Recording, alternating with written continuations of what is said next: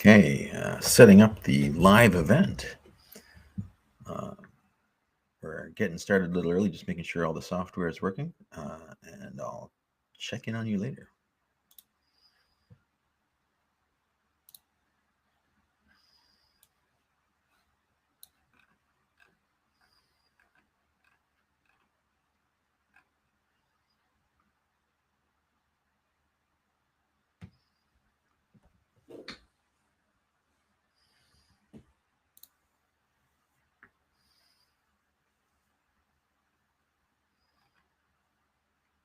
Ah, nice.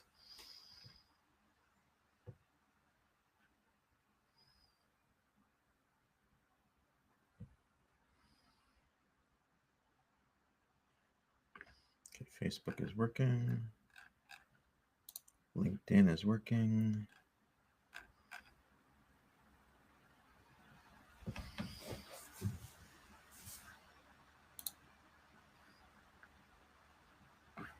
So LinkedIn, I have to tell it to go live.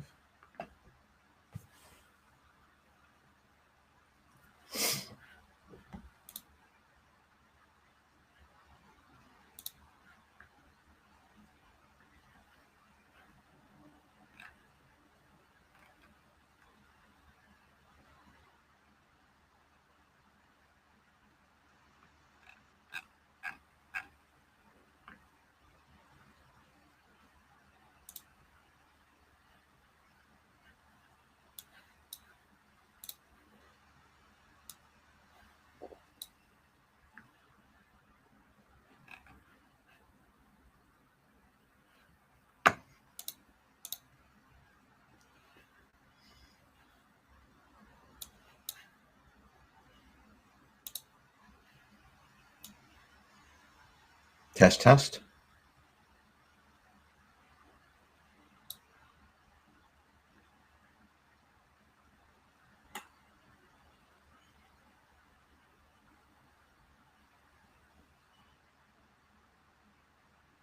Test, test.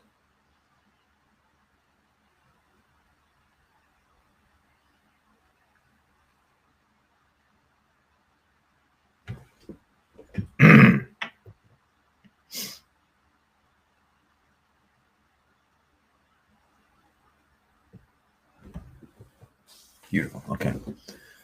That's muted. How's this looking?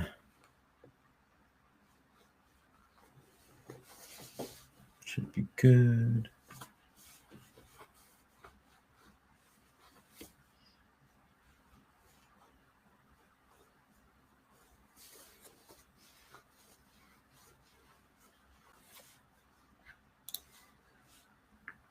All right. I think we're doing all right.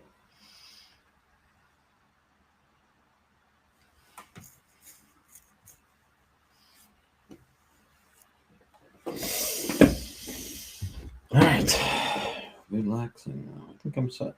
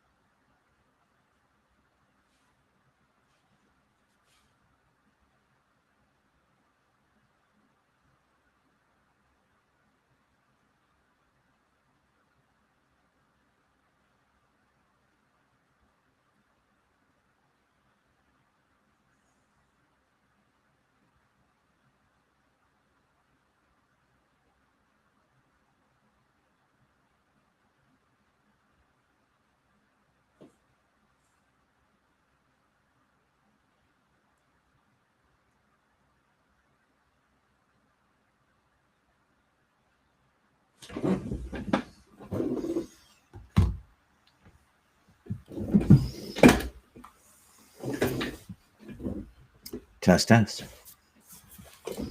People should be arriving soon.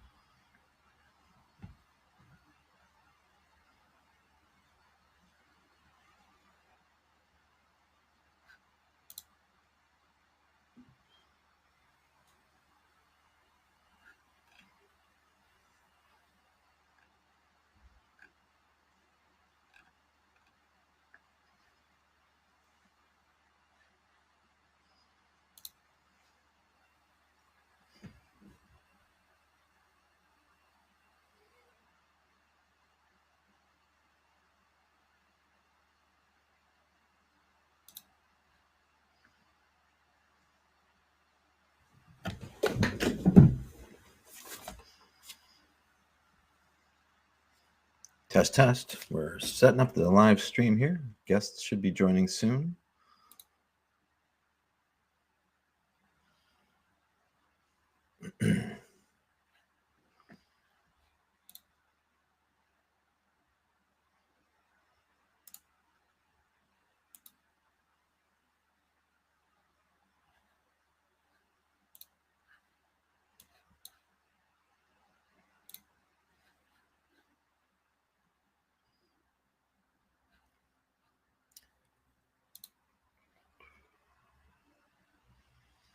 So this is probably the second time I've ever tried this, so hang tight if there's any technical issues, and hopefully we'll be able to have our guests join us in a few minutes.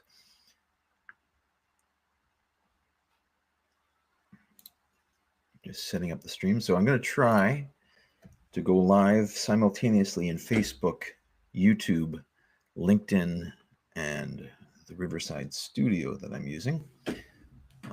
Expecting my guests to be joining around 3 p.m. So I'm just making sure all the technical stuff is working. And if you have any questions, feel free to type them in the chat, and I'll see if I can find them. No guarantees.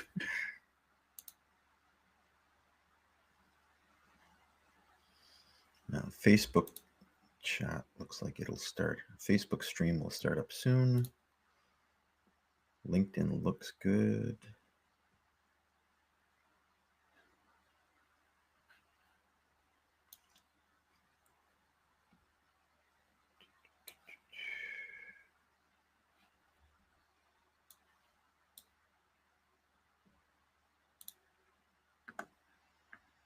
I'm sure this will work.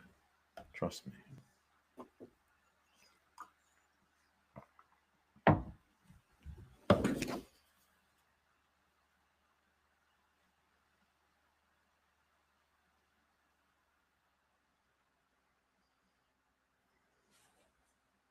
So the reason I decided to do this discussion was I had received some comments from radiation health expert Stephen Curtis on the podcast with Mike Conley, number 249, on debunking the linear no threshold theorem.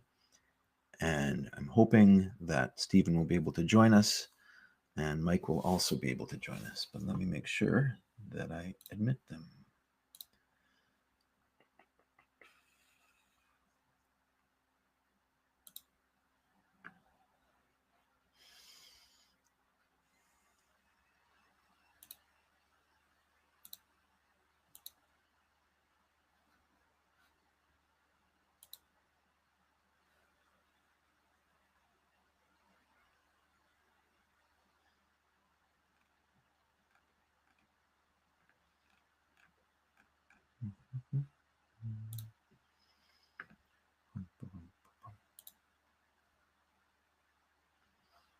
Pretty sure they're all good.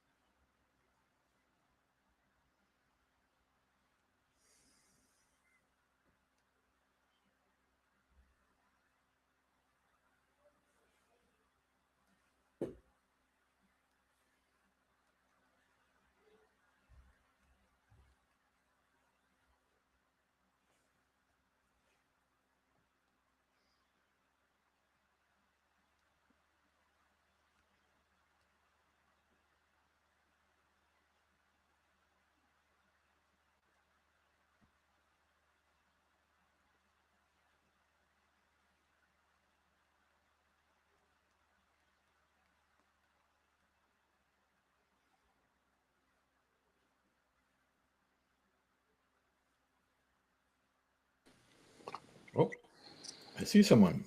Hey there. Hey, Stephen. Hey, how's it going? Is your first name Al? It is. It is. That's great. My guitarist's name is Al. That's awesome. Awesome. There need to be more Als in the world.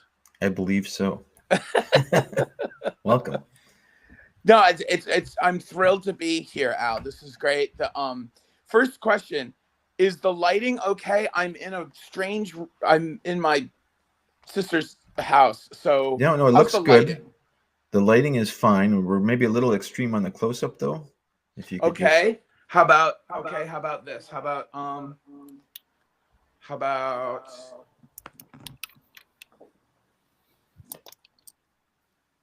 Hi, Mike. Good morning. Oh, that's good, Stephen. is that work? Yes. Okay, great. You've got a bit of an echo. I've got what? Just a bit of an echo. Okay, I don't know how to solve an echo.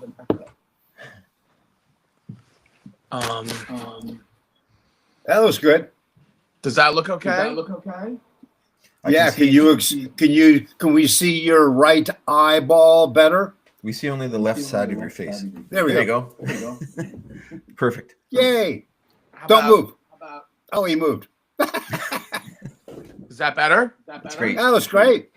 Okay, great. So And Al, That did you looks solve great the as echo well. problem? not yet.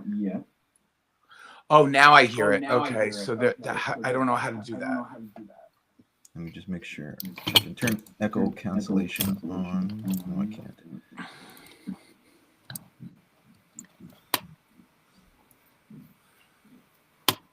Is there a way to mute when you're not listening or when you're not speaking?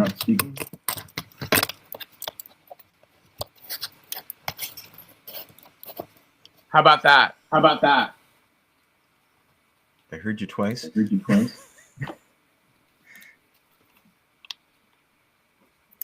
I Might didn't be plan on much. saying it twice. The echo's gotten worse. I can always mute myself in between me speaking. That's fine, but I don't think that eliminates the echo problem.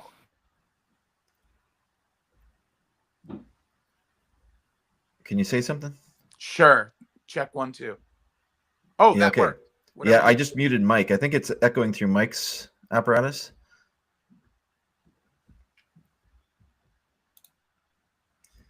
Mike, I temporarily muted you. We'll just put you on mute when you're not speaking, if that's okay. Can you unmute yourself and make sure that you can still speak?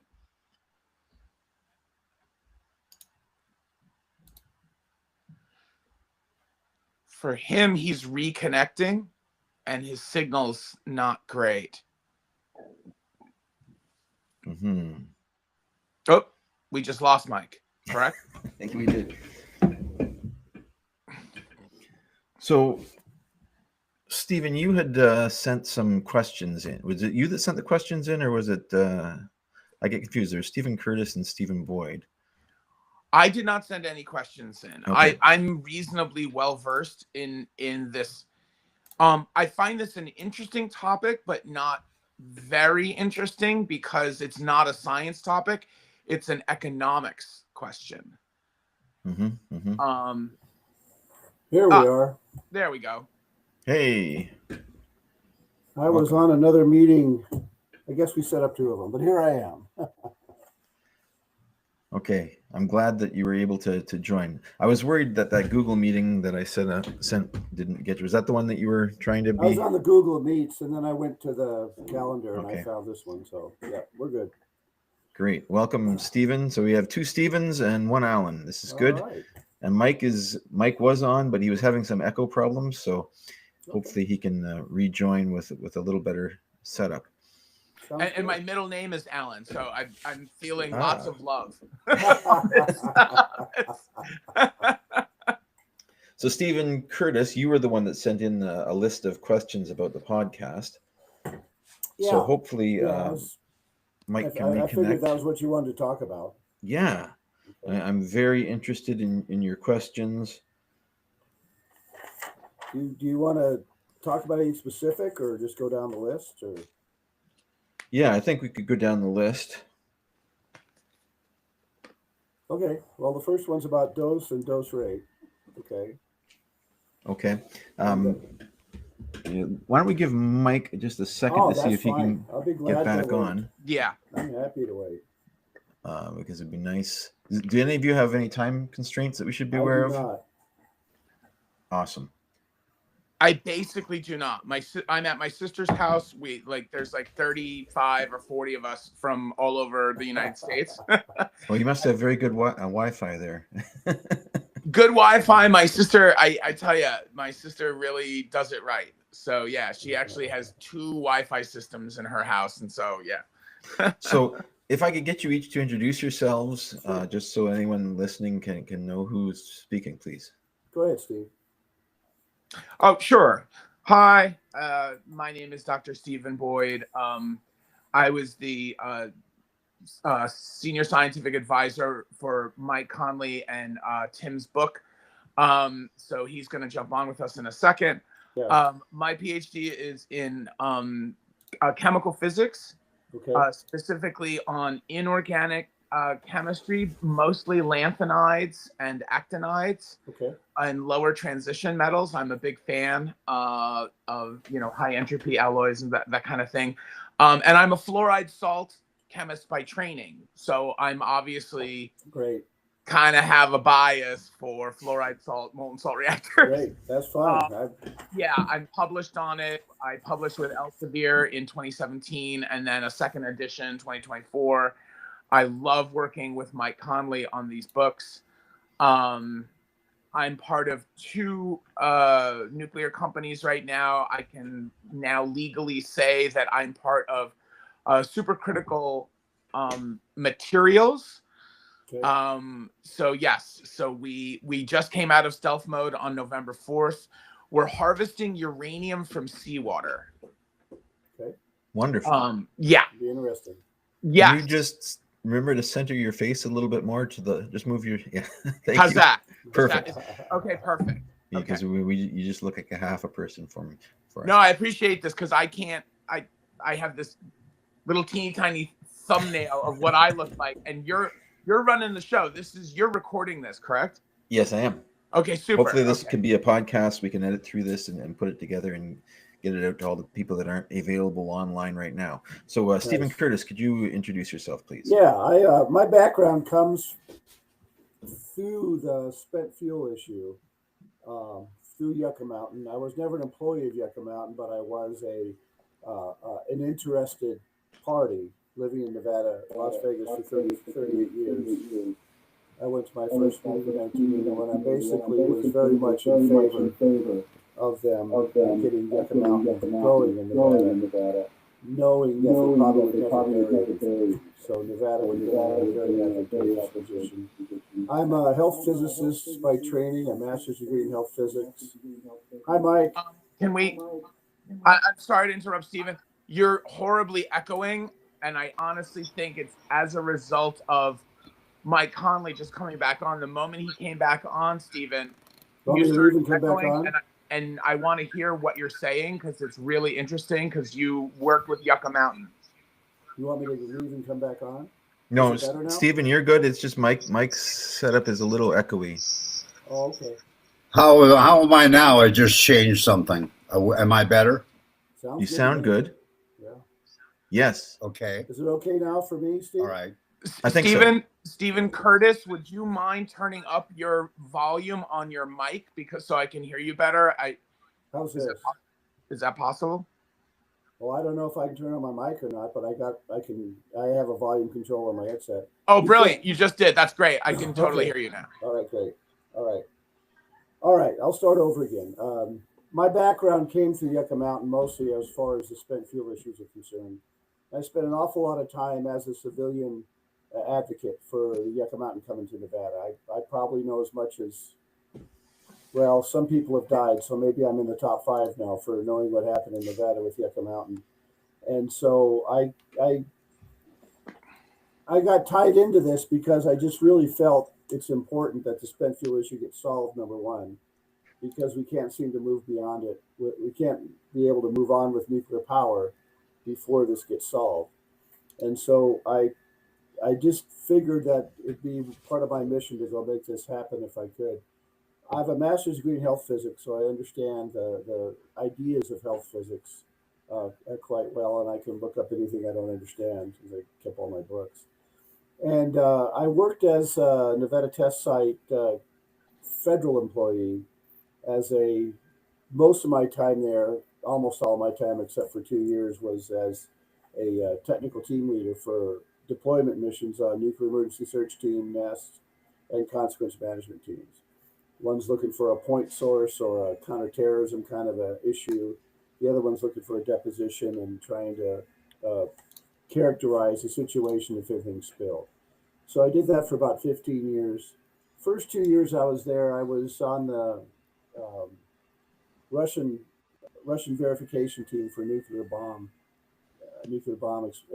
experiments that we did out there. That was hugely beneficial and very interesting. So of course it ended. But then I went into the nuclear emergency search team. I've worked both program and deployment issues on that, and there's a lot of stories, but we don't have time for any of those right now. So my professional background is health physics, but I've learned a lot about reactors and the basics of reactor technology as part of moving forward with that. And I worked with a lot of national lab guys, and then I went to development work for the university out there for a while. Stephen, I think your headset mic is off. I think we might be hearing you from your computer. Is there, if you look at the bottom of the screen, there's a microphone input. There should be a microphone input select button. Okay, let's see if I can find it, Mike. Yeah, just hover over that and it might show you a list of microphones. Now, I'm off mute now.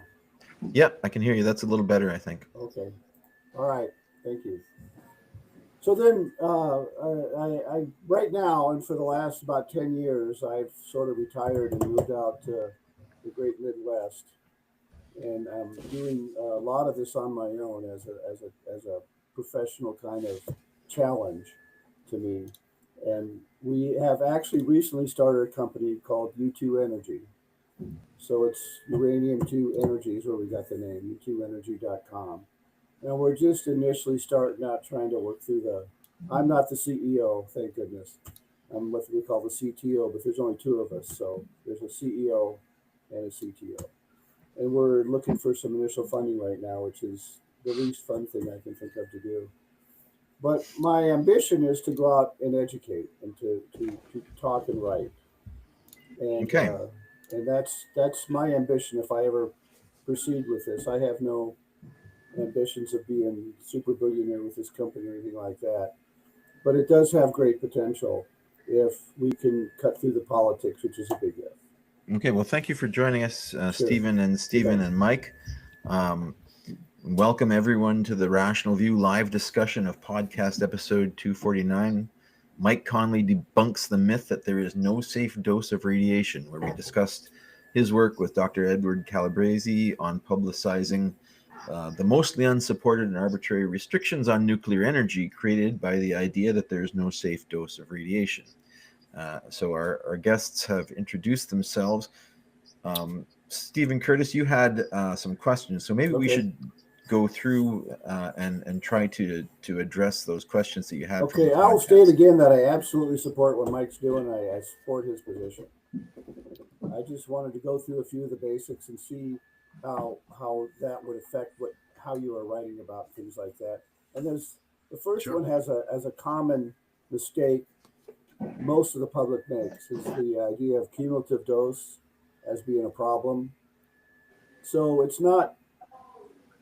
The harm to your body has nothing at all to do with cumulative dose. It has to do with dose rate. So I apologize. Could you repeat the statement because I'm having an extremely difficult time hearing what you're saying. Okay, the cumulative dose. You understand the cumulative dose? Yeah, cumulative dose is well understood. Actually, Stephen, I think it's just is there any way to turn up your mic so that your audio that we hear of your voice is louder? Well, that's something I'm looking for here. Or move the microphone closer to your mouth. That might help too. How about that? Don't swallow it Well, because it's not a I haven't had bioassimilable. this trouble before, so Hmm. All right. Well, Is I it got any better bad now? ears, but I'm hearing you better now. all right. I'm I'll not try- sure it's your headset mic. It might be the computer mic that's it's picking up. But well, you lean forward, I can hear you pretty good. Can you guys hear me okay? The other guys? If you can, Okay. there's going to be a mic source, and I think Al is correct. I think you're inadvertently using your computer mic and not your headset mic. Your headset mic would be amazing right now because it looks like it's a really expensive headset mic. Okay. Well, it If won't you let if me you hover turn- over the speaker icon or the microphone icon, I should say, does it give you a list of inputs? No. I can. Well, now you're gone. That's because Yeah. I hit the mute. Okay. So I have another microphone, but let me select it. This is the only one I can do. All right. Let me click that and see if it gives me anything. Okay. Nope. I can't find any All right. Well, I'll support just go function like for this. at That's all. fine. All right, we'll continue. You are audible, just a little quiet. All right. Let me turn this all the way up and see if that helps at all. Okay. We'll try with this. We can always go to the other Zoom meeting is on. Whatever it is, the Google Meets, if you want to. It's try good. that. It's good. Is it? Yeah, go ahead. Okay, so basically the concept I was trying to get at heart is everybody wants to use cumulative dose as a measure of how dangerous radiation is. So we have a limit of so much dose a year and so much dose in our lifetime and all that stuff. And like Mike pointed out, he's exactly right. That's ultra conservative. Those doses levels we have now are ultra conservative and causing a lot of trouble. Yeah. But what's more important than dose is dose rate. So the analogy is if you take an aspirin a day for a year, you'll be okay. But if you take 365 aspirin in one time, then you'll probably be dead. Right. So when we talk about dose, they almost always want to talk about cumulative dose, how much dose people. Who's receive. they? You mean the public The public. or the Yeah, antis? Yeah, right. Okay. When they got it. want Just trying to follow you. characterize how dangerous dose is to you, they just say he's got, 5R. He received 5R. Okay. Well, it makes a very big difference if he received 5R in seconds to minutes, Right. or 5R in a year. Right. Okay. So it's meaningless to talk about cumulative dose, and that's all I'm trying to say. And almost everybody does talk. Okay. Go ahead. Did it seem I don't know like if you did or was- not, but you started talking about cumulative dose in there somewhere without I did? referring to dose rate. So I see. I don't. Okay. Thank you. I don't recall that, but okay. If you understand that, that's all I'm after. I Oh, yeah. have been made a mistake as well. Okay. 100%. In fact, I used the aspirin analogy in the podcast, I believe. Yeah, I think you did. Yeah.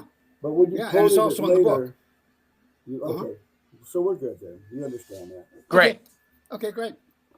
Okay, one other point that can be made that most people miss is that just breathing oxygen causes orders of magnitude more damage to your DNA than any kind of radiation.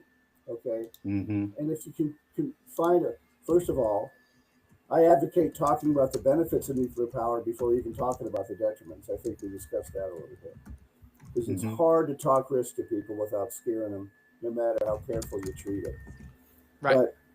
But I rely on them asking me questions. Okay, so if they ask me questions, then I can respond to the questions much more than if I bring it up myself. Okay, but as far as the oxidative process of your bodies, they're the things that form free radicals.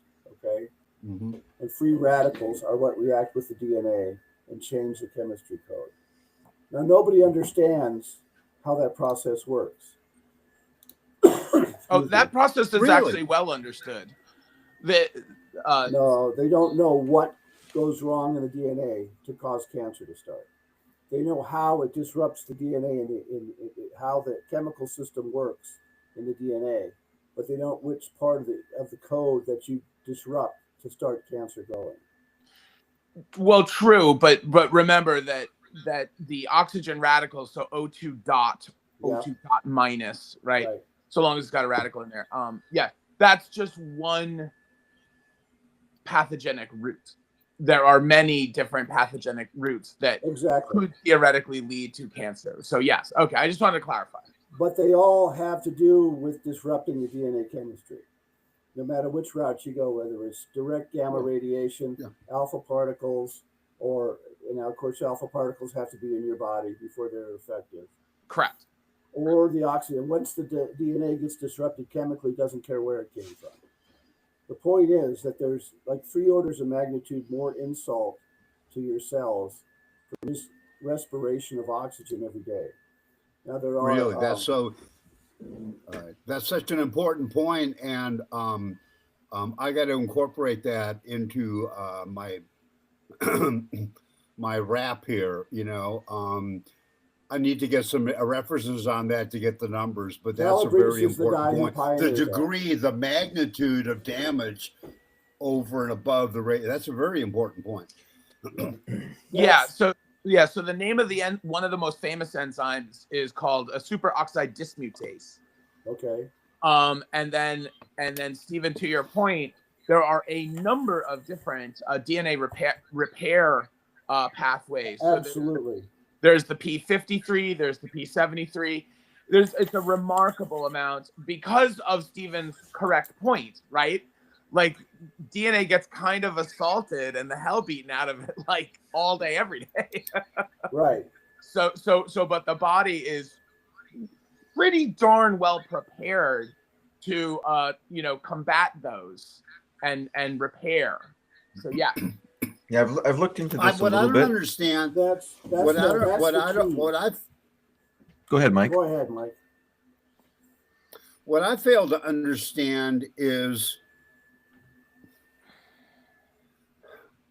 why people are digging into this minutia to try to find some glimmer of an indication of harm when there's so much other stuff going around that's so much larger. And I don't get the micro obsession with this. It just doesn't make any, to me, it doesn't make any scientific sense to be so nothing to do with obsessively, I'm not talking about us, about so obsessively concerned about all these mini micro changes in amidst such larger effects, such as oxidation. Correct. I just find the whole thing bizarre. I apologize, but I just find the whole thing bizarre. Is these people who are being funded to talk about this, like Ed Lyman and Allison McFarland and people like that, have a money interest in making people dislike nuclear power. For some reason, they're listened to. They put theirself in places where they're not likely to be refuted. They're not objective in their discussions. They just come and say something and leave. And a lot of people are susceptible to that type of hype. Yeah. I'm an expert and I'm going to say this, right? Well, what that does is damage them in other ways. It damages them because now we have more pollution. It damages now because of expensive power. It damages them in ways that they don't even see because of exclusion of another source of power that could be very beneficial to them. Right. So that's what I think happens. And it's totally clandestine. It has nothing to do with objectivity at all. And they don't care one little bit about the health of anybody. They just want to stop something they're trying to stop. And so that's why go ahead. Well, this is the point. I'm sorry, there's a lag on these things, and I apologize. That's okay. I'm happy to work with that. That's fine. All right. So the point I'm making is none of this has to do. It's like all the spent fuel issues don't have anything to do with technology. Technology can solve it. Technology understands it. Health physics, we understand the health physics effects and everything very well. What we got to overcome is the politics. Right. And the lobby. Okay. Okay.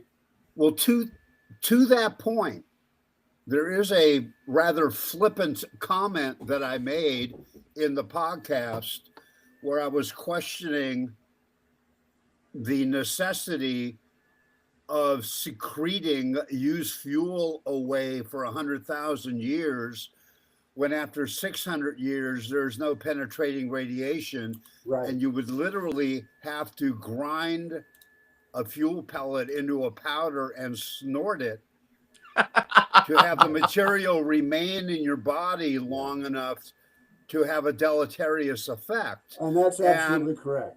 Yeah. Okay, then why are we? Okay, then I'll just ask the really rude, blunt, uneducated question. Come Why on. the hell are we digging out GGRs? It's Why don't we? it's Let me all finish. based- Why don't we just use? Let me finish. One more thing. Sure. If it's okay after 600 years and casks last for 100 years, then why not have a plan of a sequence of 6 storage canisters, 100 years each, and after which you put it back in the mine from whence it came? Wouldn't that be less expensive than digging a hole in the Absolutely. ground? And that why- is, I admit, that is a rude way of asking the question, but that's where my curiosity is. No, the other question to that too is why bury them at all? Why bury them at all? Yes. Okay, so they're just as safe on the ground, and you can repair anything that breaks, and the exponential decline of the radiation is evident. It's very, I very think it's pronounced. a response to public fear. I think Yes, artificial public fear. Yeah. Yeah. And the problem is it also reinforces that fear by when the experts treat it as something that's, more dangerous than, say, mercury or lead or Right. cesium or cadmium or other is heavy how- metals. This is how all politics works. Okay. Right. They got to develop a fear in you for something that they can purportedly fix. Okay. But this has been So- made so a bugaboo Ann- in the public's eye, right? People think that radioactive waste is an unsolvable problem that's going to kill people. Exactly. And my rude commentary or my flippant remark about DGRs, I think goes to a very real question. And I guess the question is why or what is the scientific reasoning for keeping it sequestered for 100,000 years? There isn't one. The answer is there isn't one. The answer is that the French started recycling their spent nuclear fuel back in 1972, basically with the first generation, if you will, of the Purex process, right? That's PUREX, right? Which is basically Plutonium, uranium, plutonium, uranium, right? Extraction, Recovery and exchange, right? recovery and exchange, right? Right. So it's just a nitric acid cascade to recover, and which they use tributyl phosphate, right, with kerosene, right, to grab and separate out the plutonium and the uranium, and then you have the rest of the fission products. And so all you got to do is go, point that way and be like, hey, the Russians and the French have been doing it since the 1970s, and they're spectacularly good at it. And Stephen, to your point, this is not a science question, right? The science has been solved since before I was born. Right. This is an economics question. And this is Political question. and to be honest, as a capitalist, it's a poorly answered economics question, because in the 1960s, and Al, you may or may not know this, but I know Stephen and Mike are Americans. The United States Navy had beta batteries running on strontium-90 beginning in like 1962. And there is a business for that again. Absolutely. As a matter of fact, yeah. yes. They Yeah, want as a matter of strontium fact. 90, they'll take all they can get. Yeah. you're right. Yes, as a matter of fact, we just signed an LOI. I don't want to mention the name of the company, but we now have 2 LOIs in place, letters of intent in place, to provide strontium-90, cesium-137, and americium-241 to 2 companies who just want to make nuclear batteries. Yeah, I know one. I can't remember the name, Wow. but they talked about it at the ANS meeting. So It's not a big secret, but the It's LOI not a may big be a secret, but secret. the Right. confidentiality between our company and their company, Sure. I need to respect that. But yes, I'm so excited for people to start using the two most abundant fission products on a percent by mass basis Exactly. of spent nuclear fuel, which is strontium 90 and cesium 137. Yay! Let's make batteries. Yay. Mike, you got a Yay! comment? Go ahead, Yeah, I Mike. have a question here. And Stephen Curtis, you might know this. In the media, discussion seems to revolve around this standard of we have to keep the fuels secure for 100,000 years. I got two questions. Number one, where did the 100,000 marker come from? And number two, I just have a real curiosity that I probably could just look up on Google and not even ask you.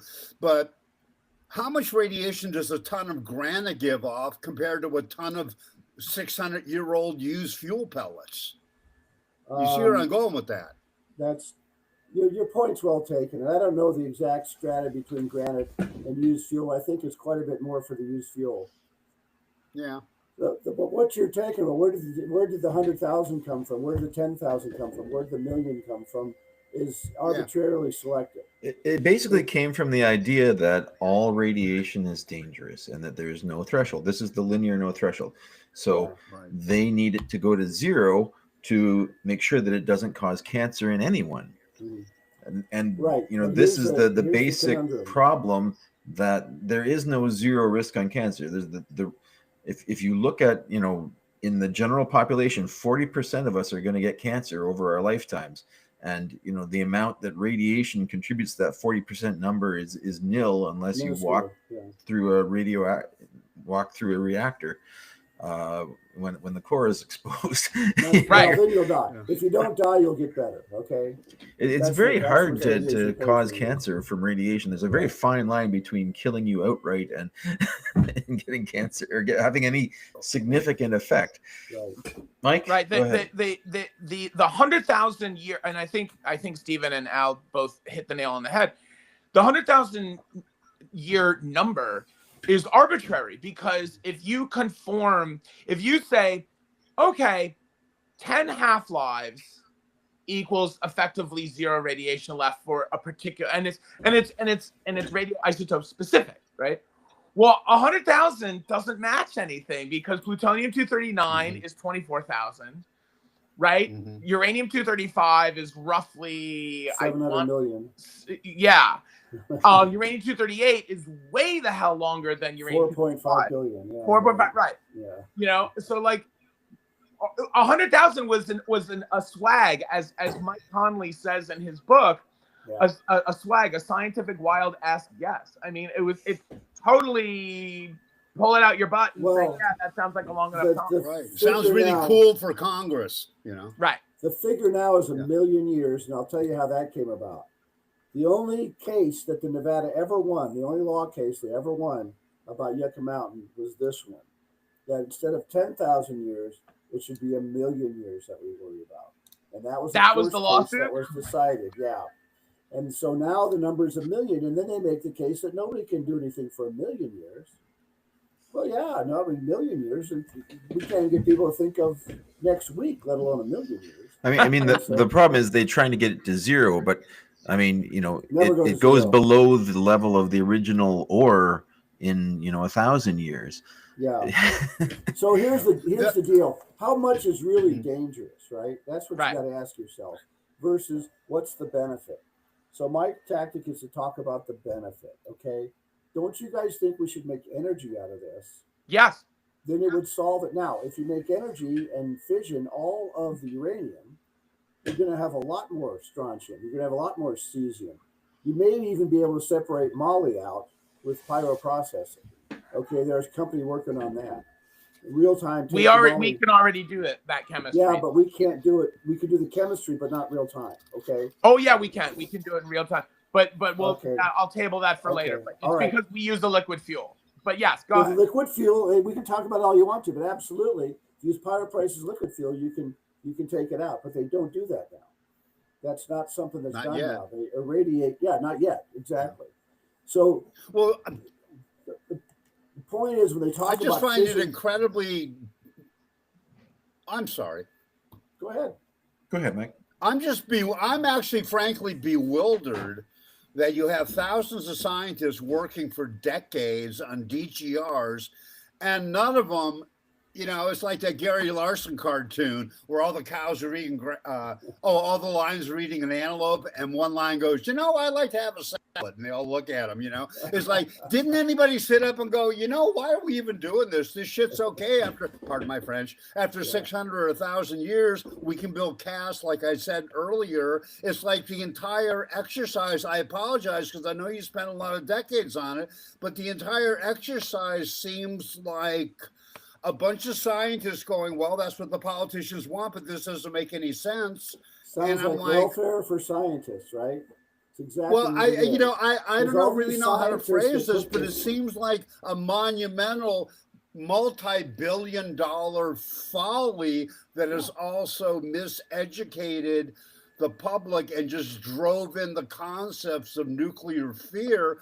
And all that money, if it had been spent on making a bunch of storage casts, like, there you go, knock yourself out. Problem solved. I don't get Well, yes, you do get it. Yes, you do get it. You certainly do get it. Okay, you're just not looking at it in the political realm.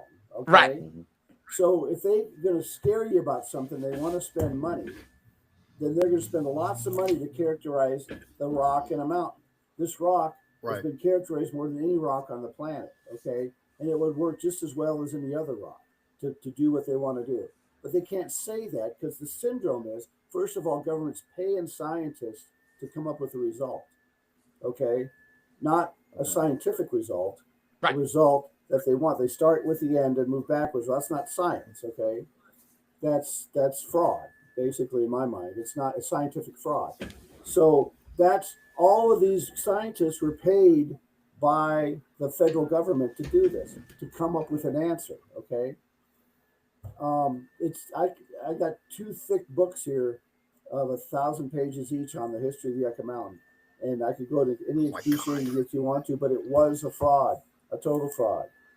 And the whole idea of national labs, most of these are national laboratory scientists. Okay.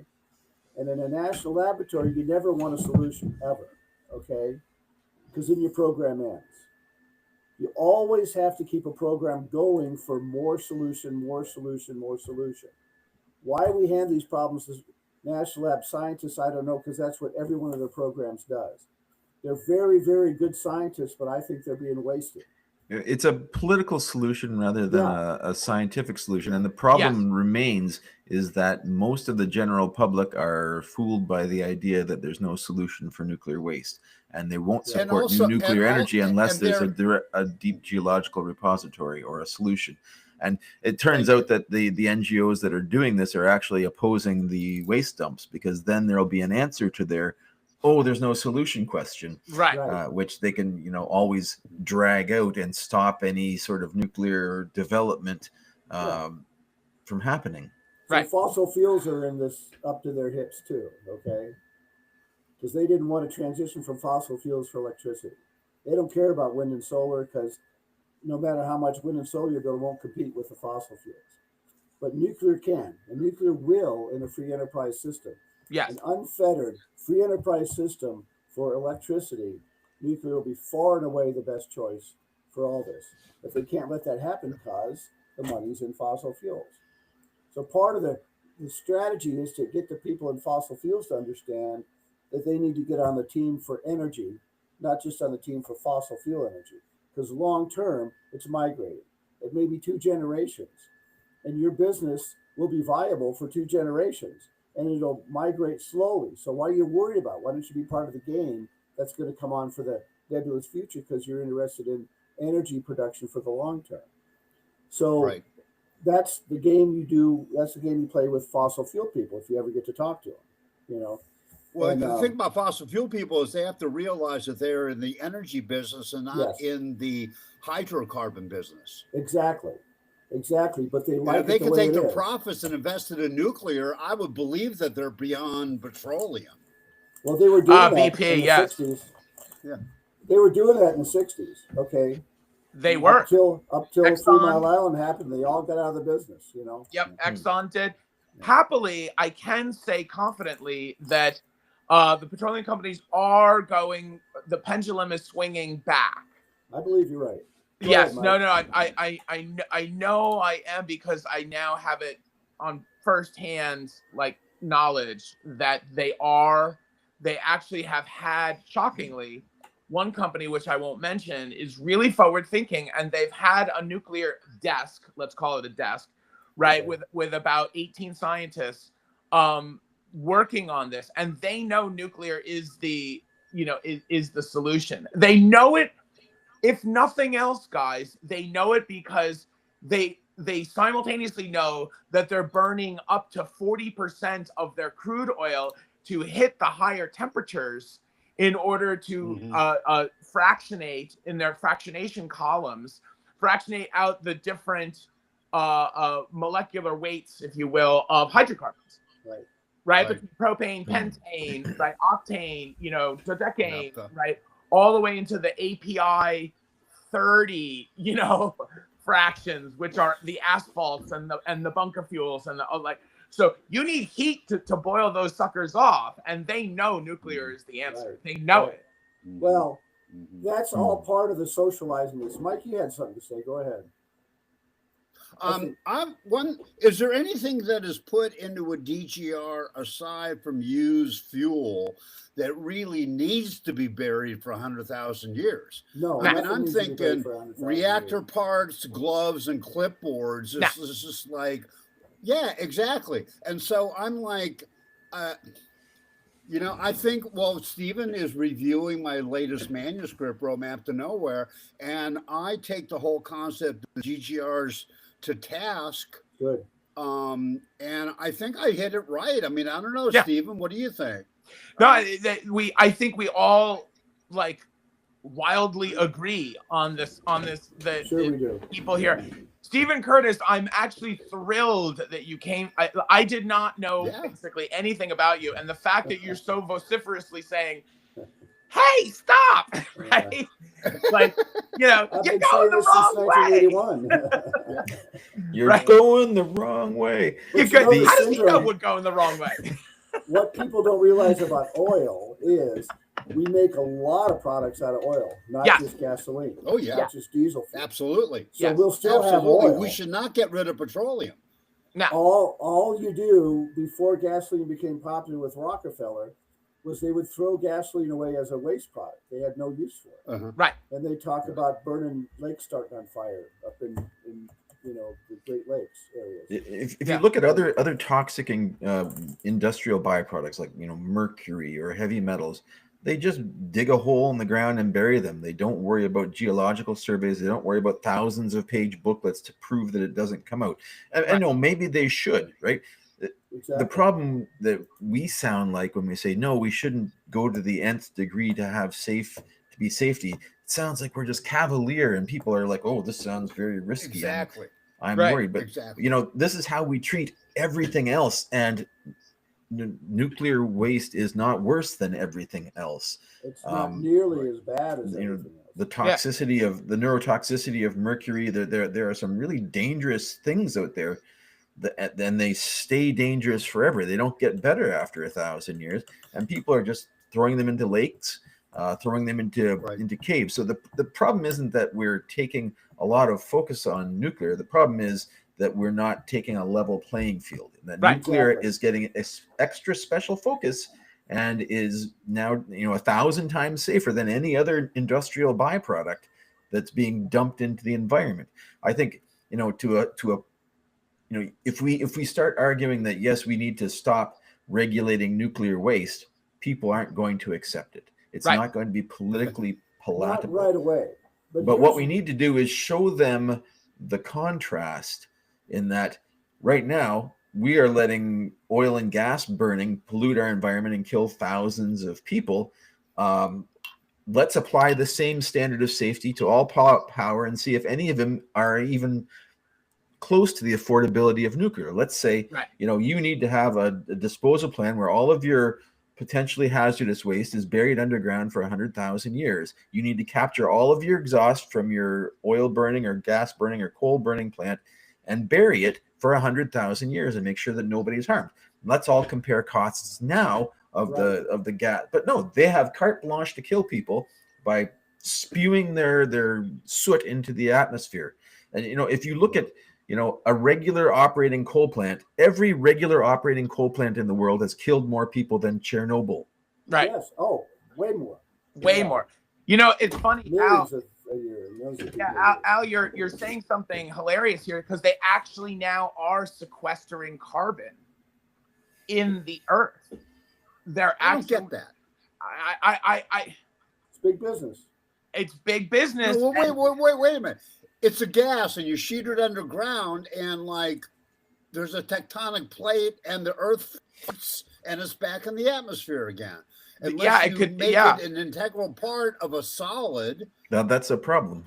And if you take too much carbon dioxide out of the atmosphere, then plants start to die. I don't think we have to worry about that. It doesn't. We We don't have to worry about that. We're on the Yeah. bottom of that. But scale. 5,000, 10,000 years from now, we're going to, like I say in the book, any planetary civilization has to learn how to manage its carbon cycle. But my point And when is, we start going into another ice age, we might need to turn it up to keep into our cozy little niche that we we're can all so talk about comfortable climate with. change all you want, if you want to, but I'll have to get my buddy Oliver on here to do that. But the point is, carbon dioxide is no more of a problem than spent fuel. Okay, if you have a higher carbon dioxide contents, and if it does indeed raise the temperature, I'm all for that because I live on the upper Midwest. I would love to have higher temperatures. It'd be great for me. And it doesn't cause all the problems they think it will. And the Earth buffers itself, has for however long you believe the Earth has been in balance. It has, and it does, and it always will. I think we were getting a little bit off topic here. Yeah, we're getting off topic. Yeah. But the point is, that there is a focus that we need to put on that is important to understand what our problem is. Our problem is we need more power. We need more power. A lot more power. Electricity, more specifically electricity. Right. A So- lot more power. Yeah. And we need Well, I thought, power. Okay, that's what you have to push. So what we're saying is, would you rather have a penny a kilowatt hour power or $1 a kilowatt hour power? You choose. Right. You keep on the path you're going, and you're going to have probably $3 a kilowatt hour power because that's what the data centers will pay for electricity. So we've got to the that's point why where it's such a- where the nuclear ALARA, if you've heard the acronym ALARA, as low as reasonably achievable. as low This as is based on the ridiculously linear achievable. no threshold theorem that any amount of radiation will kill you. So therefore, we need to make the emissions to the atmosphere as low as reasonably achievable, something like that. And that's what's driven up the cost of nuclear reactors is this ALARA thing. And what in practice happens is that nuclear is the only power source that has to abide by as low as reasonably achievable. Everyone else can kill thousands. Right. Coal, gas, even people falling off ladders, installing solar panels and off of wind turbines, falling on people. They don't have to worry about that. But only nuclear has to worry about being the Boy Scout here.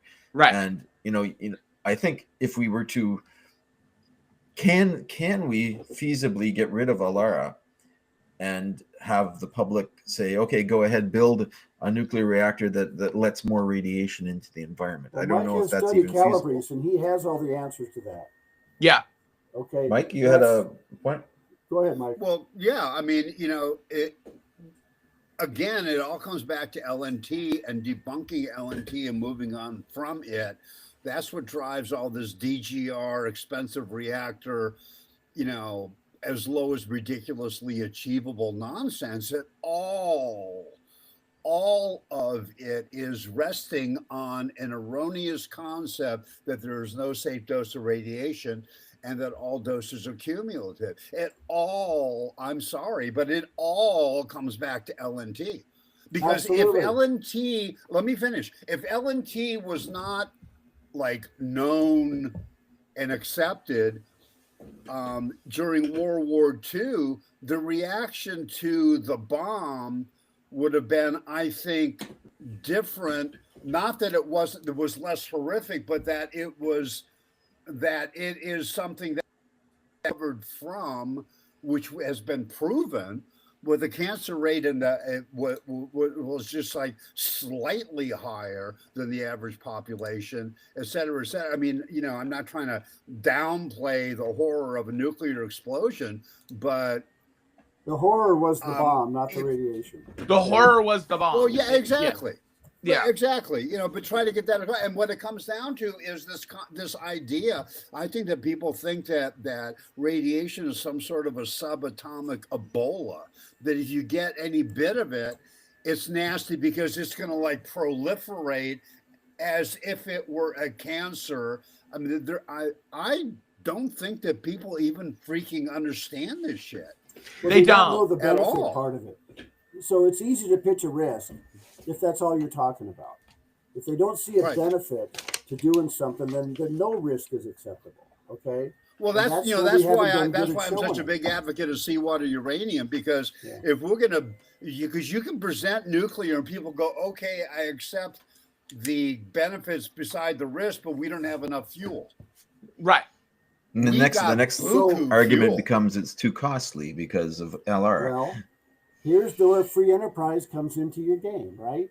Just like you said, if you have a levelized safety factor for everything, every energy, electricity producing thing, you put a standard for safety that you're comfortable with. Then you can let everybody go build whatever the heck they want to and compete in the open marketplace. If it's too expensive, it won't compete. Okay, so if you go back to free enterprise, the cost factor goes away because nobody will invest in something that they can't sell because it's too expensive. Well, clearly nuclear power is not that. That's it's a great investment short term, and it's a great investment long term, no matter which reactor path you take. And now with small modular reactors, we're able to offer different reactor packages to different people instead of one size fits all. And so there's a huge burgeoning market just waiting to get out there. It just is not allowed to compete on the open market. And I'd like to that's- get, sorry, Okay. Stephen, to interrupt Sure, you. go I'd ahead. like to get back to the linear no threshold Okay, idea sure. and just Yeah. dig into that a little bit. One of and looking at, I've looked into linear no threshold theorem and tried to look at primary papers on people. If you search papers on linear no threshold, you get a lot of things saying it's bull, and very few papers that actually argue in favor of it, which I find strange. Usually the accepted paradigm has a lot of stuff in favor, but there is data that supports the linear no threshold theorem. If you look at enough studies, you find some data that supports it and some data that doesn't support it. There's some data that shows thresholds very clearly. There's some data that does seem to be linear. And I saw a great paper, a white paper by Robert Hayes, who I know Bob publicizes nuclear on LinkedIn. And he basically said that if you look at these highly publicized examples like Chernobyl and 3 Mile Island and all of these things, there's a lot of people that get cancer.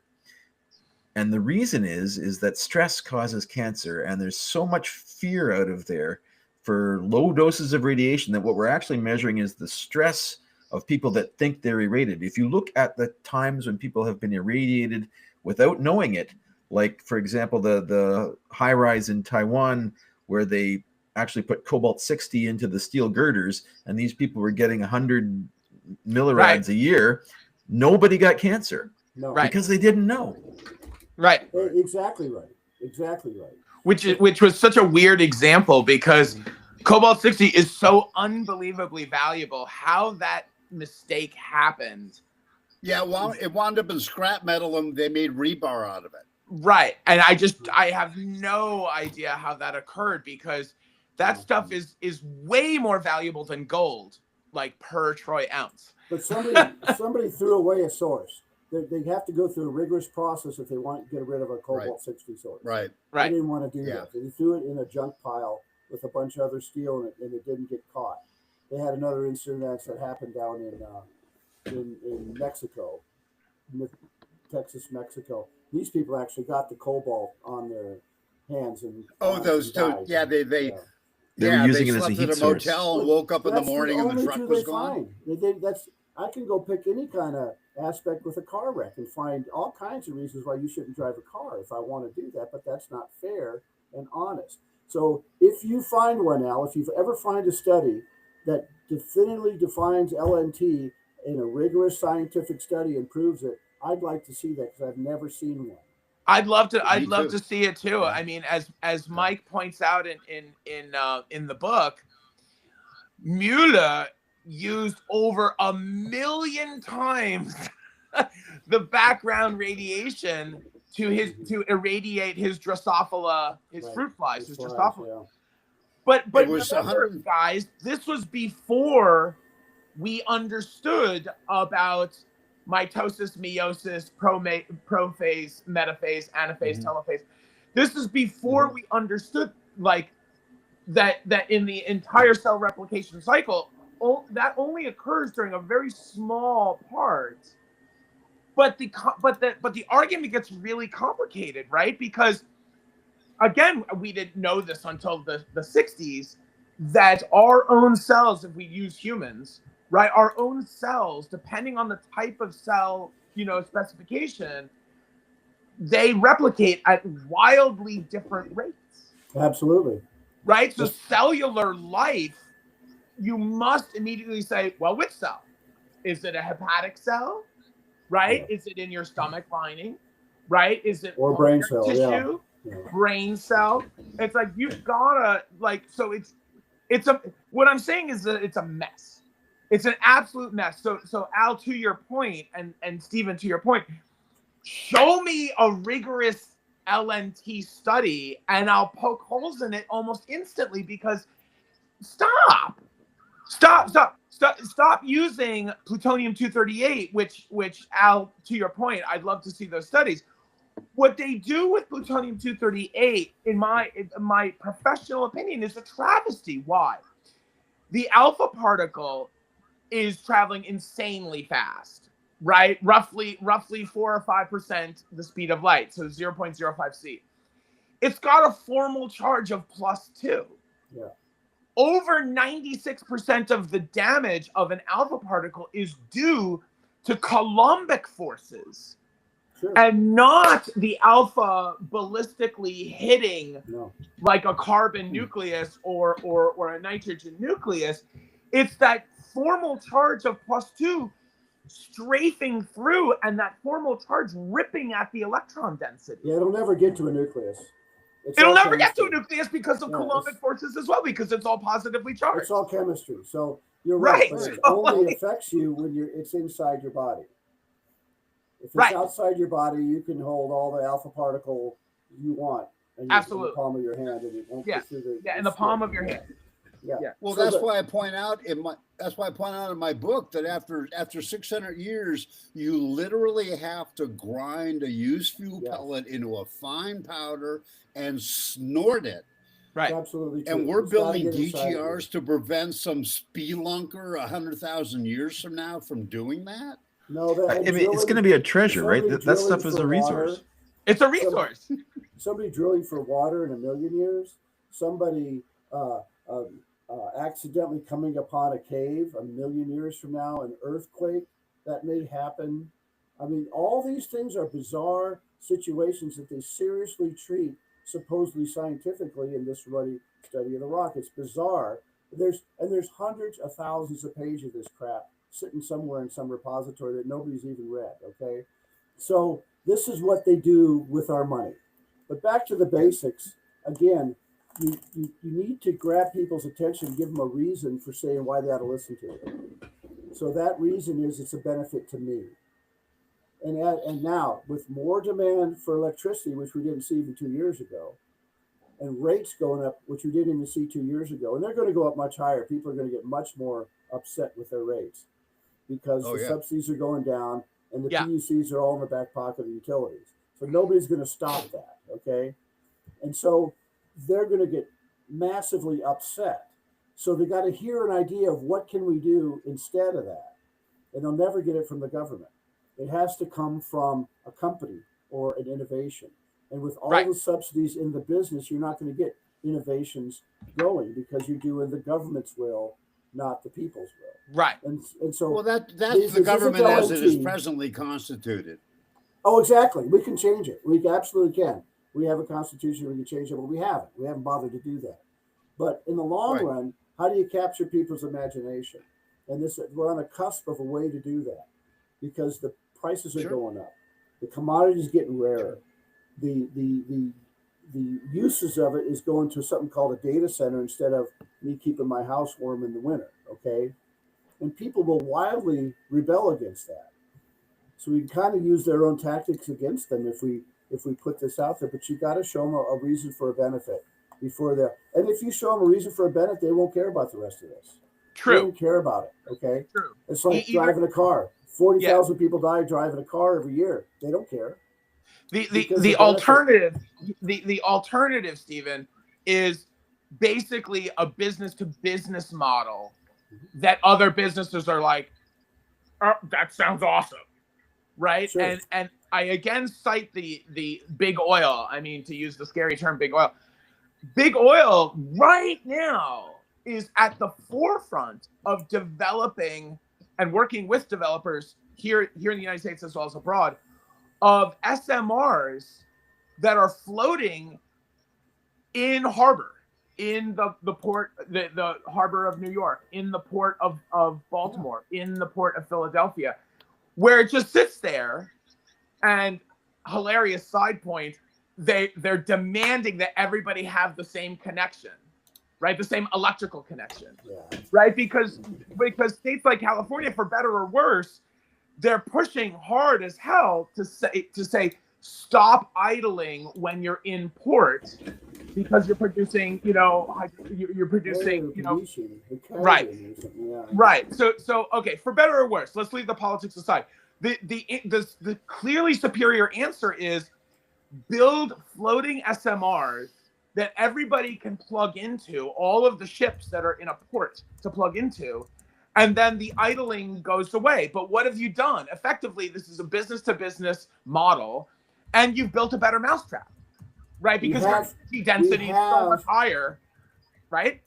We have floating SMRs. The trouble is we call them aircraft carriers, okay?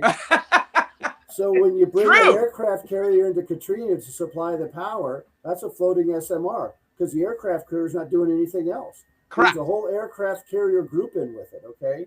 Correct. And so why don't we just have those that don't attach the whole rest of the aircraft carrier need to it? And so we are already doing that, and people don't realize it. Not only that, Stephen, and Al, you'll appreciate this. The United States Navy has produced more terawatt hours of electricity fatality-free than any other entity in all of human history. Yes. They've Wow. produced millions of terawatt hours because, well, one, they use highly enriched, they use HEU, they use highly enriched, right, 90+% uranium. Right. But look at their safety record is outstanding. Yes. And by it's the way, perfect. right, there's 2 reactors on every gosh darn aircraft carrier. Aircraft carrier, yeah. Right. And they're being run by a minimal complement of people. And they're all like 22 years old. I know. And they're ridiculously competent. And what's the goddamn problem with building reactors and having them run by people? Right. It's So just, 30-year lifetime on a reactor. 30-year, the hull of the ship is good for 30 years. The power source is good for 30 years. Right. What could get better than that? And what do they Right. produce at the end? They produce highly enriched uranium waste. Okay. Right. And where are we doing that? We're setting them in a hole in Idaho and letting them sit there. Right. And Al, to your point, where's the LNT or Alara nonsense in the hull of an aircraft carrier? The answer is non-existent. It's non-existent, right? But they can have a lot of shielding in a ship, whereas they can't on a plane. Okay, so they can put a lot of shielding around that thing, but they do, and you get any submariner that's been in the nuclear Navy, he'll tell you, oh yeah, I slept next to a reactor every night. Every night I slept next to a reactor. It was nice and warm. It was Right. Well, it was plenty warm, but not for that reason. But Right. they do it. I know. I'm Your joking. point is well taken, though. The trouble is people don't realize that the aircraft carrier use highly enriched uranium Yeah. instead of 4% enriched uranium. Right. Much Well, that's just easier so their problem. fuel will last longer. I mean, they It still lasts 30 fish in years, the yeah. same amount for the same But they amount still- of power. they It's still- just that their fuel charge lasts longer. And they have a smaller power output that they need. And the Exactly. fission products don't get in the way until Exactly. a longer time out. Exactly. It's just neutron economy is all you worry about. Exactly. So, The only yeah. thing you care about That's is what I'm neutron talking about. economy. Yes. Yeah. So I think we've highlighted the problem here. Okay. I don't know if we've highlighted the solution. I think the solution is education, and I applaud you, Mike, Absolutely. for writing this book and getting the ball rolling on this. I think the public is ready to start listening a little bit Okay. to this, but we have to be careful as advocates of rational policy not to sound too cavalier about things that people are very afraid of. And we Right. need to address this fear in a rational way that levels the playing field. Right. I think that's the goal that I have. Mike? Well, the way I think one way to do it is what I've been kind of doing is, it's kind of like put up or shut up. Like people have been going on and on about nuclear fear for 100 years and LNT for 98 years, and it's like, instead of us continually assuaging the concerns of the public, and instead of us continually touting the benefits of nuclear power, flip it around and say, show me evidence, incontrovertible, unarguable evidence of harm at low doses. And until you can show that, quit going on and on about how dangerous it is. I mean, But they instead got of proving how 1,000 safe it is, PhDs. flip it around and say, prove how dangerous it is. They got 1,000 PhDs that they can pay to do that. And they'll say, I'm an What's expert. that? They have 1,000 PhDs that they can pay to say that. And that's what they have been Say doing. what? Say that it's Say what? dangerous at low levels. Say Prove that, it. Well, that's Prove it. That- It's simple. that would They've be been a nice saying it for idea. how long? Let's see the evidence. Let's see the replicatable experiment that could be performed independently Mike. in double blind to present the evidence that they claim. I'm not challenging you. I'm No. challenging them. I mean, They have- after 100 years, it's like put up or shut up. If you Instead get of 1,000 we have PhDs, because you say, yeah, I've looked at the it. The, Yeah, pro- I the looked problem, at it, I and think, it's a problem. If you could get those certified PhD experts on it to say that, people listen to it. the There's problem is that no the effect is rational so thought in small. people's mind. Okay, Yeah. What my, effect? like I said, my approach is to talk about the benefits of nuclear power. Talk about the benefits of a penny a kilowatt hour versus $1 a kilowatt hour. Get that message out there. At the end, if they want to ask about all the dangers, opens up a perfect way for you to answer that. And I'd Yeah. love to And do that. Most of the one time, thing- they won't ask that. If you don't One- put that thought in their mind, they won't ask that. One thing that I've found and I've learned through interviewing experts on this is that even if you assume the linear no threshold numbers, nuclear is still safer than Yeah. other sources.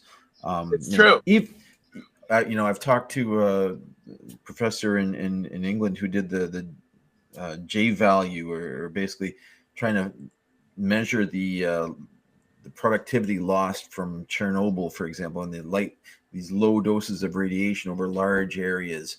What's the overall productivity? Well, let's say someone is going to get cancer 20 years from now from eating a contaminated mushroom in Belarus, and compare that to the risk per kilowatt hour of living next to a coal plant where you die from a heart attack the next day. It's still better, right? It's Way better.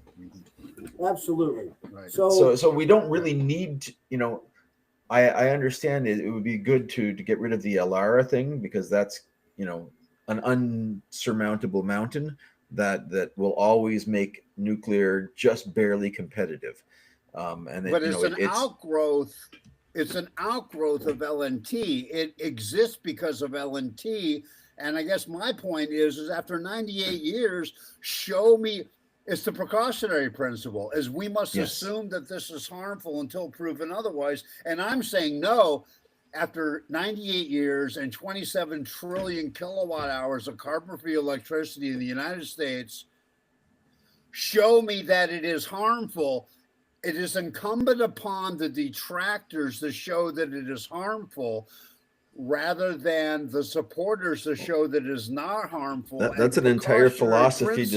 That's an entire philosophy discussion, because if you go to Europe, they're trying to implement the precautionary principle in everything they do.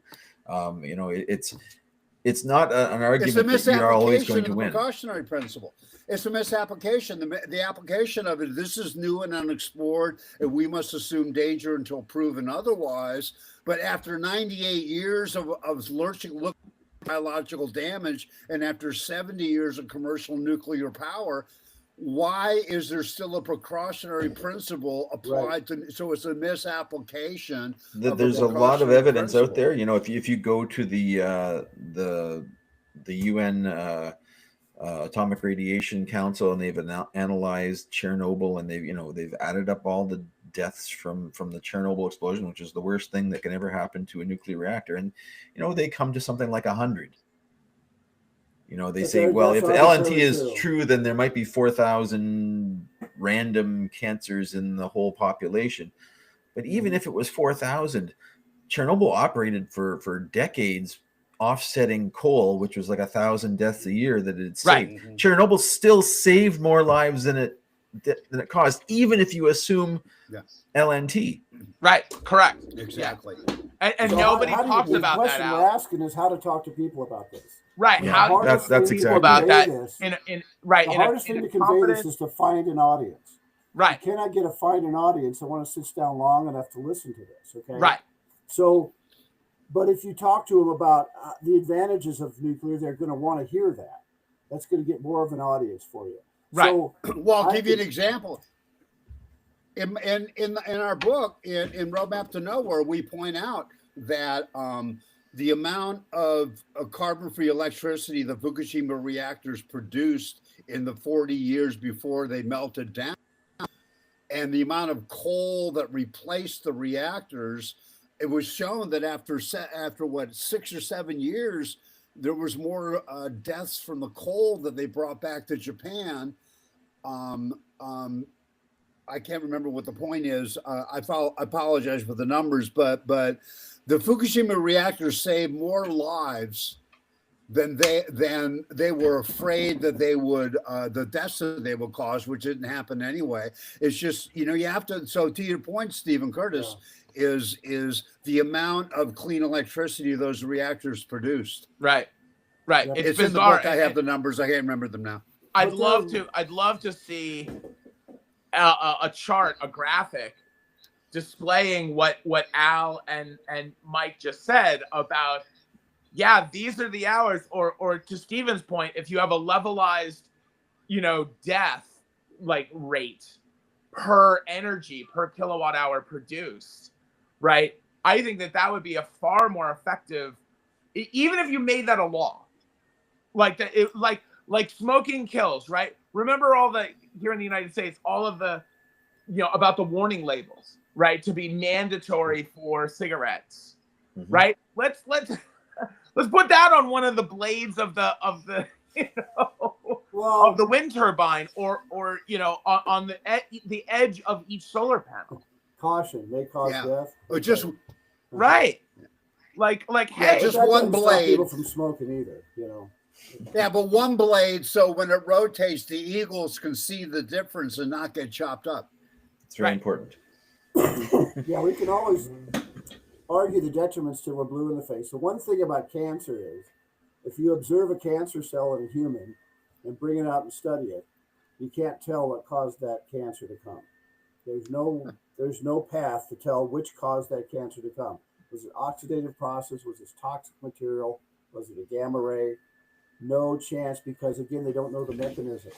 You can do double strand breaks and single strand breaks and all that stuff and study it all you want to, but there's no way they can trip a DNA particle that leads directly to cancer. They don't know how that exactly works. They know it works. If enough of them come in, it's going to trip the right one. but they don't know what that mechanism is. So when you see a cancer cell, you can't say that that came from radiation. You can't say Right. that it Really? came from oxidative processes. No, you But the can't. odds are that Hmm. 1,000 to 1 that it came from oxidative processes. Now, if you want to dwell on the 1 in 1,000 that comes from a gamma ray coming through, then you can, and that's what they do. Can you tell me not a single gamma ray can't cause you to get cancer? Can you tell me that? So what I've read, and I'm not a health physicist, they people that are pro LNT have said that gamma rays cause double strand breaks and they're They can harder cause to those too. repair, and we can tell that these cancers were formed because of the genetic damage. We can tell that these people have more double strand break cancers, but Sure. you can't tell from But the you cancer. can't tell even a double strand break may not cause cancer. It may cause a cell to die. Okay, and that's the best thing you can do. If a cell becomes unfunctionable, the best thing for it to do. That's how your immune system works. The Right. cell says, "I'm not functioning anymore. Come and eat me. I'm no good. I'm being bad. Come and eat me." The reason the immune system doesn't work is when a cell doesn't do that or it's masked. So if the cell dies, that's fine. What happens is when the cell mutates. Okay. Right. And there's mutations built into the system. There's mutations built into the design because you mutate over life. Your skin gets wrinkly, and a lot of your stuff starts to. So the mutations are built into the actual design of the body, but it's the fear factor that gets you. It's the witch trial thing. It's the COVID's so scary and bad that pulls the people in. And so the challenge you have is actually fighting against the government and lobbyists right now because they're trying to pull the things the other direction with what they want to publicize.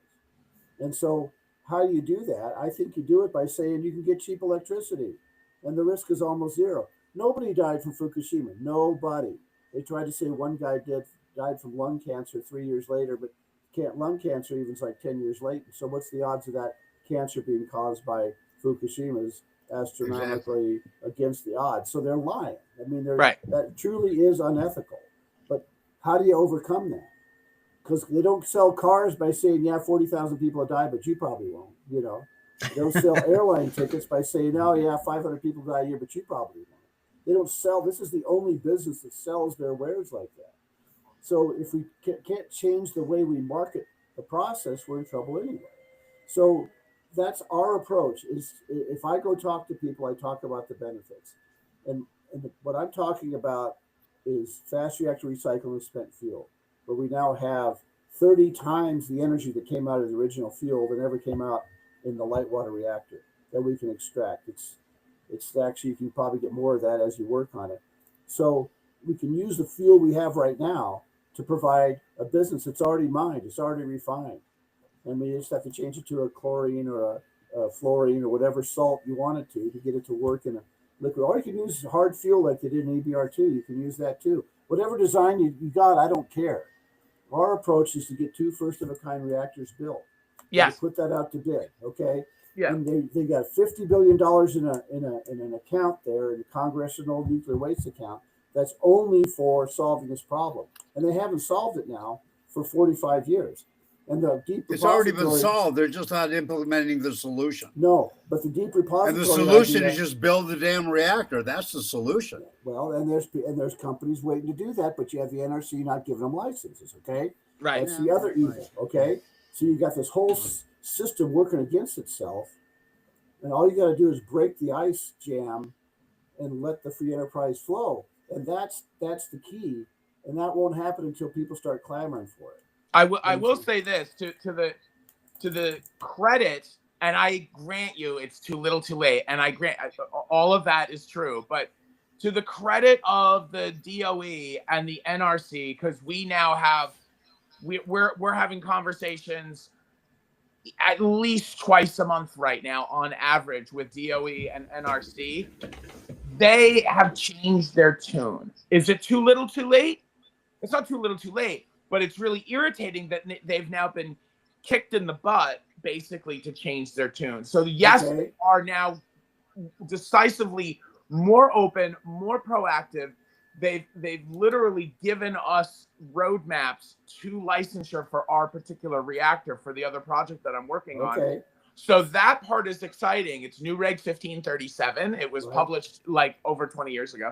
So that part's all great. So But remember, I worked for DOE. Okay, right, they're big on talk. They're big I on know. hype. I They're know. very low on action because if you solve a problem with the NRC, then their usefulness goes away. I And all know. those people have to look for other jobs, and they should look for other jobs because you want all those smart guys figuring out how to do this, not how to not do it.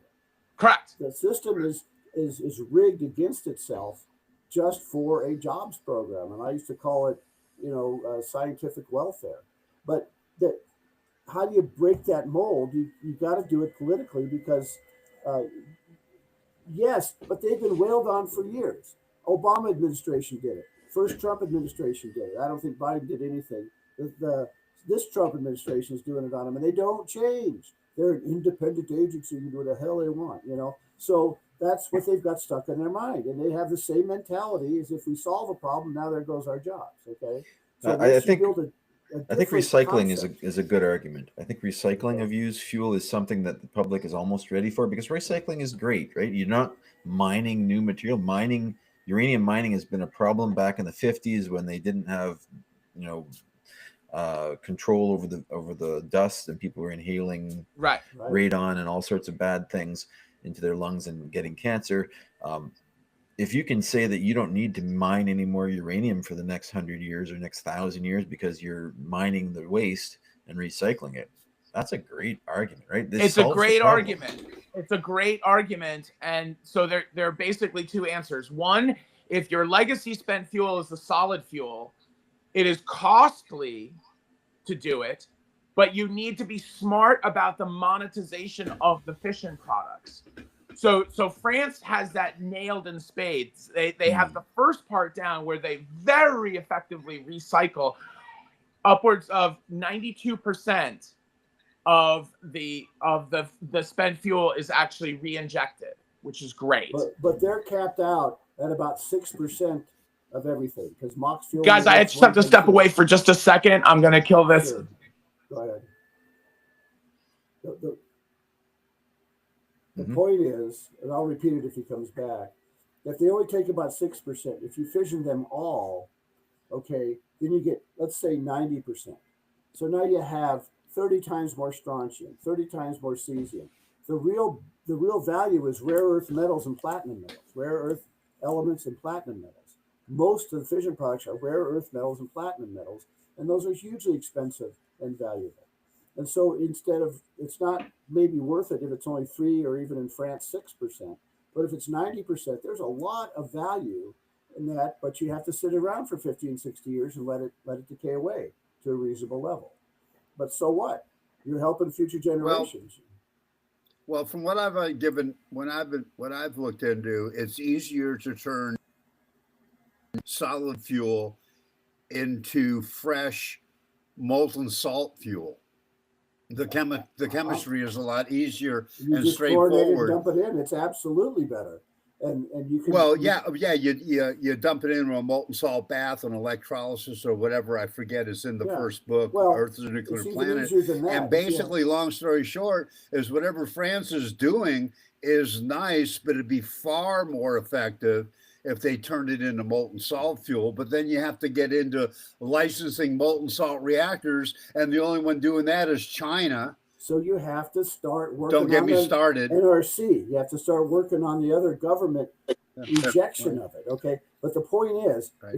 we were talking about the fission products are not just strontium and cesium. There's rare earth metals in there. There's platinum group metals like rhodium, ruthenium that are hugely valuable, but you have to let them sit for about 50, 60 years before the radiation becomes low enough to use. So what? Now, if you get 3 to 6% of the fission products out, that's one equation.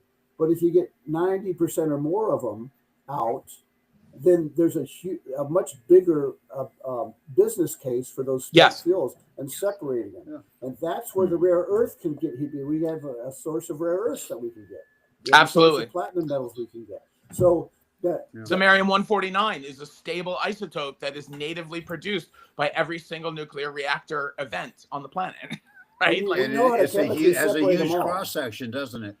It has a huge cross section. You have to get it You wanna out get because it it's a out, neutron poison, right. but it is Right. itself stable. And that is Right. one of the 4 most That's- important rare earths that you want from the lanthanide series, right? It's samarium, Yep. right? Neodymium, Yep. dysprosium, Mhm. and praseodymium. And those 4 represent over 90% of the rare earth argument because they are so important for magnets. Magnets, yeah. Extremely high magnetic field strength magnets, and they're amazing. But yeah, you literally have native, and then you can get europium, you can get erbium. That like all of these lanthanides are natively produced, and so wow, what a great argument towards It's sitting right there. sovereignty, rare earth sovereignty. That's what I like to call it for the United States, just to, for example, because we're such a huge consumer. And the point is though, they're a big neutron poison for thermal neutrons, but not for fast neutrons. Okay. Oh, that's correct. Yes. You can leave fission products in with fast neutron reactors. You don't have to worry them. You have to shield everything like you always have had to do. Everything's got to be done remotely, but you don't have to go to the problem of separate them out. You can just chlorinate the spent fuel, dump it in. You get the neutron balance correct, which they can do if they jumpstart it with fission products. You can even inject neutrons if you want. You can fire neutrons into it if you don't have the neutronics right. But there are designs that if you just dump the spent fuel in, after you get it started, it can breed and burn and breed and burn in the reactor forever. Okay. True. It's a lot easier with a molten salt. True, but let me put my chemist hat on, right? I'll put my chemist hat on for a second. All of the separation chemistries have been known since the 70s, and they're all at a TRL of 7 or higher. Yeah, they're very mature. We're not reinventing separation chemistries here. They're all well known, and that's where you can actually make a spectacular capitalist argument in favor of in favor of these wonderful nuclear designs. Guys, I'm getting multiple yelling here from family members. I'm gonna have to go because we're going to my other sister's house for that's good. I think we're gonna have to shut this down. It's going a little bit long. Sometime, yeah, so let's do this again sometime. Let's do it again. Yeah. No, I appreciate you all taking your time to come and help. Thank you so much for coming and joining us. Thanks for the opportunity. This has been wonderful. I'd love to be on, Al. There's a wonderful list of nuclear topics that we could talk about and get this out. Like Stephen Curtis was saying, get the public to start listening to the actual data, the actual facts. Yeah, great. Well, thanks so much, guys. Enjoy the rest of your weekend. And awesome. Thanks. Thank you so much. This was so much fun. Well, Al, I hope you can pull a podcast out of this somehow. That'd be great. We'll see what I can do. Awesome. If you want to do another one, we can be nicer on the podcast. If you want to do another one, I'm all for it. There's a wide variety of topics that we can talk about. We could do 100 of these and not be sad we did. Yeah. Absolutely. Cheers, guys. Cheers. Thanks, guys. All right. See you, Stephen. Nice meeting you. And I'm Mike. I'm always glad to review anything. I happy. This is my favorite thing to do. So I'm happy to converse with you anytime you want. And you know a lot about this. You don't even need me, but this is U2 Energy's bag. This is what we're after. We're after the fast reactor recycling of spent nuclear fuel. And we don't think the federal government is worth talking to. They're not worth talking to. So we're trying to find a state governor. Well, they just do it overseas and shame the hell out of them until they finally get their head out of their ass. You can find a state that's greedy enough to want this if you can get to talk to them. Well, up at an Indian reservation, they're their sovereign territory. They can decide what to do. They can't because the state will stop them. That's what they did in Utah. The Utah state shut them down. So, and in Nevada, the county's not good enough. The county that Yucca Mountain was in was all for this, and the state shut them down. So you have to convince a governor who has to convince his state. But the way you do that is with greed and money. Okay, and there's $100 trillion worth of energy and spent fuel sitting on the tarmac right now at 10 cents a kilowatt hour. $100 trillion. At a penny kilowatt is 10 trillion, which is still a lot of money. Okay, $10 trillion is $30,000 per person in the United States. Okay, that's a resource. There's a huge resource that we're ignoring because of Not Free Enterprise. Not Free Enterprise to go. You guys got to go. Like I All right. said, I could talk forever on Thank this. you but so much. Thanks a Appreciate lot, it, Stephen. guys.